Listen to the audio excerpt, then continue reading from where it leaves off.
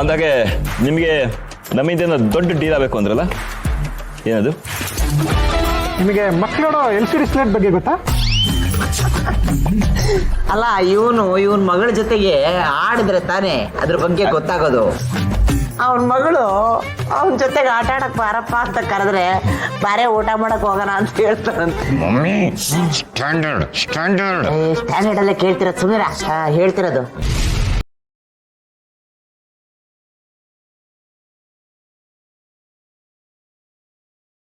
ಇದು ಮಕ್ಕಳಿಗೆ ತುಂಬಾ ಯೂಸ್ ಆಗುವಂತಹ LCD ಸ್ಲೇಟು. ಸಾಮಾನ್ಯ ಸ್ಲೇಟ್ಗಳಾದ್ರೆ ಚಾಕ್ ಪೀಸು ಹಾಗೂ ಬಳಪನ ಯೂಸ್ ಮಾಡ್ತಾರೆ. ಬರೆದು ಅಳಿಸಿದ್ರೆ ಡಸ್ಟ್ ಆಗತ್ತೆ. ಆದ್ರೆ ಇದರಲ್ಲಿ ಎಷ್ಟೇ ಸಲ ಬರೆದು ಅಳಿಸಿದ್ರು ಏನೂ ಆಗಲ್ಲ. ಅಂಡ್ 1 ವರ್ಷ ತನಕ ನೀವು ಬ್ಯಾಟ್ರಿ ಚೇಂಜ್ ಮಾಡೋ ಅವಶ್ಯಕತೆ ಇಲ್ಲ. ಎಷ್ಟು ಸಲ ಬೇಕಾದ್ರೂ ಬರೀಬಹುದು, ಈಸಿಯಾಗಿ ಬೇಕಾದ್ರೂ ಅಳಿಸ್ಬೋದು.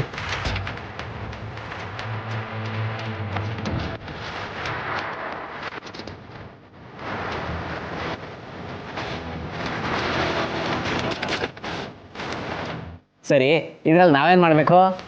ನೀವು ಎಜುಕೇಶನ್ ಮಿನಿಸ್ಟರ್ ಸಂಬಂಧಿಕರು ಅಂತ ಗೊತ್ತಾಯ್ತು. ಹೌದೌದು, ನಾವು ಅವರಿಗೆ ತುಂಬಾ ಹತ್ರದವರು. Very good, very good. ನಾವು LCD ಸ್ಲೇಟ್ನ ಡಿಸ್ಟ್ರಿಬ್ಯೂಟ್ ಮಾಡ್ತಾ ಇದ್ದೀವಿ. ನೀವೇನಾದ್ರೂ ನಮಗೆ ಒಳ್ಳೆ ಡೀಲ್ ಕೊಡಿಸಿದ್ರೆ ನಾವು ನಿಮಗೆ ಕಮಿಷನ್ ಕೊಡ್ತೀವಿ. 1-2% ಅಲ್ಲ, 25%. 1 ಕೋಟಿ ಡೀಲ್ ಆದ್ರೆ 25 ಲಕ್ಷ ಕಮಿಷನ್ ಬರುತ್ತೆ. ಈ ಸ್ಲೇಟ್ ಮಾರೋದು ತುಂಬಾ ಸುಲಭ. ಇದರಿಂದ ಮಕ್ಕಳಿಗೆ ತುಂಬಾ ಉಪಯೋಗ ಇದೆ. ಆದ್ರೆ ನಿಮ್ಮ ಬುದ್ಧಿವಂತಿಕೆಯನ್ನು ಉಪಯೋಗಿಸ್ಕೊಂಡು ಮಿನಿಸ್ಟರ್ ಹೆಸರು ಬಳಸ್ಕೊಂಡು ಹೇಗೆ ಇದನ್ನ ಸೇಲ್ ಮಾಡ್ತೀರಿ ಅನ್ನೋದು ನಿಮಗೆ ಬಿಟ್ಟಿದೆ. ಯಾಕೆ ಮಾಡಲ್ಲ? ಮಿನಿಸ್ಟರ್ ಹೆಸರನ್ನ ನಾವು ಬಳಸ್ಕೊಳ್ಳೋದಲ್ದೆ ಇನ್ಯಾರು ಬಳಸ್ಕೊಳಕ್ಕಾಗತ್ತೆ? ಅವ್ರ ಮಗಳು ನಮ್ಮನೆ ಸೊಸೆ, ನಾವಂತೂ ಫುಲ್ಲು ಕ್ಲೋಸ್. ಇವಾಗ್ಲೂ ಬರ್ತೀನಿ ಅಂದ್ಲು. ಅದ್ ನಾನು ಏನೋ ಒಂದು ಹೇಳ್ಬಿಟ್ಟು ಮನೇಲೆ ಇರಮ್ಮ ಅಂದ್ಬಿಟ್ಟು ಬಂದೆ. ಬಿಸ್ನೆಸ್ ಅಲ್ವಾ? Very nice. ಹಾಗಾದ್ರೆ ನೀವು ನಮಗೆ 10 ಕೋಟಿ ಡೀಲ್ ಕೊಡಿಸ್ಬೇಕು. ಗೌರ್ಮೆಂಟ್ ಇಂದ ಇದನ್ನ ಪರ್ಚೇಸ್ ಮಾಡಿ ಎಲ್ಲ ಸ್ಕೂಲಿಗಳಿಗೂ ನೀವು ಡಿಸ್ಟ್ರಿಬ್ಯೂಟ್ ಮಾಡಿದ್ರೆ ತುಂಬಾ ಪ್ರಾಫಿಟ್ ಇದೆ. ಸುಂದರ ಚರಿತ್ರ. ಆ ಮಿನಿಸ್ಟ್ರು ನಮ್ಮನ್ನ ಮನೆ ಒಳಗೆ ಸೇರಿಸ್ತಾರ ಇಲ್ಲೋ ಅಷ್ಟು ಗೊತ್ತಿಲ್ಲ ಕಣೋ. ಏನೋ ಮಾಡೋದೀಗ? ಓ ಮಮ್ಮಿ, ನೀನು ಸುಮ್ಮನಿರು, ನಾನು ಏನಾರು ಮಾಡಿ ಡೀಲ್ ಮಾಡ್ತೀನಿ. ಸದ್ಯಕ್ಕೆ ಇದ್ರದ್ದು ಸ್ಯಾಂಪಲ್ಸ್ ಕೊಡಿ, ನಾವು ಮೊದಲು ಅದನ್ನ ತಗೊಂಡೋಗಿ ಮಿನಿಸ್ಟರ್ ಹತ್ರ ಕೂತು ಮಾತಾಡಿ ಡೀಲ್ ಓಕೆ ಮಾಡ್ತೀವಿ. ಸರಿ, ಹಾಗಿದ್ರೆ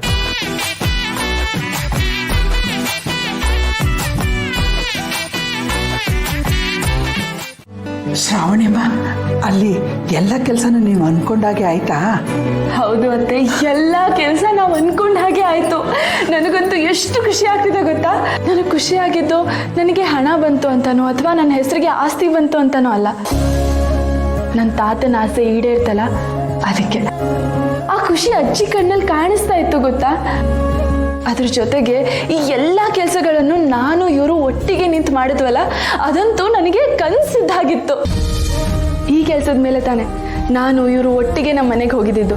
ಯಾವ ವಿಘ್ನಗಳು ಇಲ್ಲದೆ ಈ ಕೆಲಸಗಳೆಲ್ಲ ಆಗಲಿ ಅಂತ ನಾನು ದೇವ್ರ ಹತ್ರ ಬೇಡ್ಕೋತಾ ಇದ್ದೆ. ಹಾಗೆ ಆಯಿತು. ನನಗಂತೂ ಎಷ್ಟು ಸಂತೋಷ ಆಗ್ತಿದೆ ಗೊತ್ತಾ?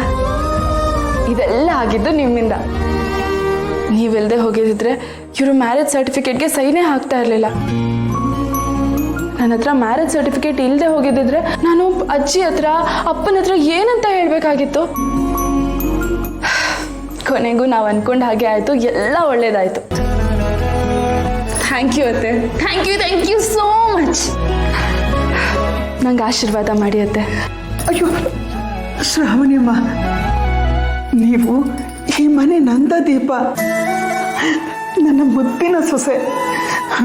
ನೋಡಿ, ನೀವೇನು ಆಸೆ ಪಡ್ತೀರೋ ಅದು ನೆರವೇರಿಸ್ಬೇಕಾಗಿರೋದು ಅತ್ತೆ ಆಯ್ತು ನನ್ನ ಕರ್ತವ್ಯ. ನಿಮಗೋಸ್ಕರ ನಾನು ಜೀವ ಬೇಕಾದ್ರೂ ಕೊಡ್ತೀನಿ. ನಿಮ್ಗೇನು ಬೇಕೋ ಅದನ್ನೆಲ್ಲ ನಾನು ಮಾಡ್ತೀನಿ, ನೀವೇನು ಚಿಂತೆ ಮಾಡಬೇಡಿ.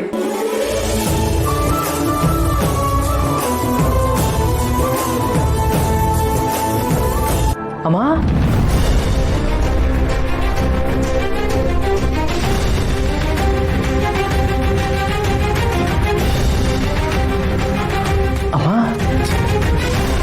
ನೀನು ಮೇಡಮ್ನ ನೋಡು ಸುಬ್ರಹ್ಮಣ್ಯ, ನಿನ್ನ ಹೆಂಡ್ತಿಗೆ ಹೇಳು, ತಪ್ಕೊಂಡು ಪೂಸೆ ಮಾಡಿಬಿಟ್ರೆ ಕರ್ಗೋಗ್ಬಿಡಕ್ಕೆ ಇವ್ರ ಫ್ರೆಂಡ ನಾನು. ಅಲ್ಲ, ಮಾಡಿದ ತಪ್ಪುಗಳನ್ನೆಲ್ಲ ಒಪ್ಕೊಂಡ್ಬಿಟ್ರೆ ಸುಮ್ಮನೆ ಆಗ್ಬಿಡಕ್ಕಾಗುತ್ತಾ? ಅಲ್ಲ, ನಿನ್ನ ಮನ್ಸು ನೋಯಿಸಿ ಈ ಮನೆಗೆ ಬಂದಮೇಲೆ ಎಷ್ಟು ರಂಪ ರಾತಂತಾಯ್ತು. ನೋಡು, ಈ ಅಡುಗೆ ಮನೆಯೇ ನನ್ನ ಸಾಮ್ರಾಜ್ಯ. ಇಲ್ಲಿಗೆ ನಾನೇ ಮಹಾರಾಣಿ. ನಾನು ಹೇಳ್ದಂಗೆ ಏನೋ ಮುಖ ನೋಡ್ತಿದ್ಯಾ? ನಿನ್ನ ಹೆಂಡ್ತಿನ ಇಲ್ಲಿಂದ ಕರ್ಕೊಂಡೋಗ. ಅಮ್ಮ, ಪಾಪ ಅವರು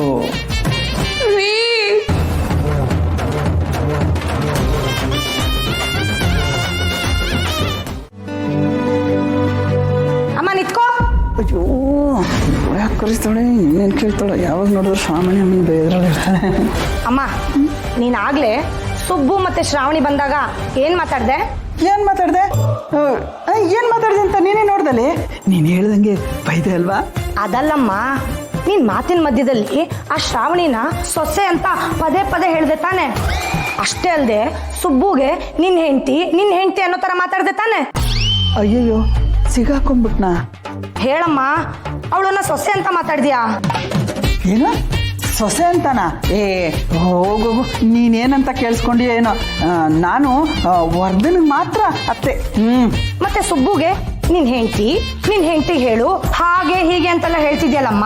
ಅವಳನ್ನ ಸುಬ್ಬು ಹೆಂಡತಿ ಅಂತ ಒಪ್ಕೊಂಡ್ಮೇಲೆ ನಿನ್ ಸೊಸೆ ಅಂತ ಒಪ್ಕೊಂಡ್ ಹಾಗಾಗಲ್ವಾ? ಇವಳ್ದು ಯಾಕೋ ಅತಿ ಆಯ್ತು. ಬರ್ತಾ ಬರ್ತಾ ವಿಚಿತ್ರವಾಗಿ ಯೋಚನೆ ಮಾಡ್ತಾಳೆ. ನೀನ್ ಈ ತರ ಹೇಳಿದ್ದನ್ನ ನಾನು ಕೇಳಿಸ್ಕೊಂಡಿದ್ದೀನಮ್ಮ, ಹೌದು ತಾನೆ? ಹಾ, ಅಯ್ಯೋ ದೇವ್ರೆ, ನನ್ನ ಬುದ್ಧಿಗೆ ಅದನ್ನೆಲ್ಲ ಒಳಿಲೇ ಇಲ್ಲ. ಹಂಗೆಲ್ಲ ಮಾತಾಡ್ಬಿಟ್ನಾ ನಾನು? ಅಲ್ಲ, ಕೋಪದಲ್ಲಿ ನನ್ನ ಬಾಯಲ್ಲಿ ಏನು ಬರುತ್ತೆ, ಏನು ಮಾತಾಡಿದೆ ಅಂತಲೇ ಗೊತ್ತಾಗ್ಲಿಲ್ಲ. ಅಪ್ಪಿ ತಪ್ಪಿನೂ ನಾನು ಹಂಗೆಲ್ಲ ಮಾತಾಡಬಾರ್ದು. ಹಂಗೇನಾರ ಮಾತಾಡಿದ್ರೆ ನೀನೇ ತಿದ್ದಿ ಸರಿ ಮಾಡು. ಕೋಪದಲ್ಲಿ ಅದೇನೇನು ಮಾತಾಡ್ತೀನಿ ಅಂತಲೇ ಗೊತ್ತಾಗಲ್ಲ ನಾನು.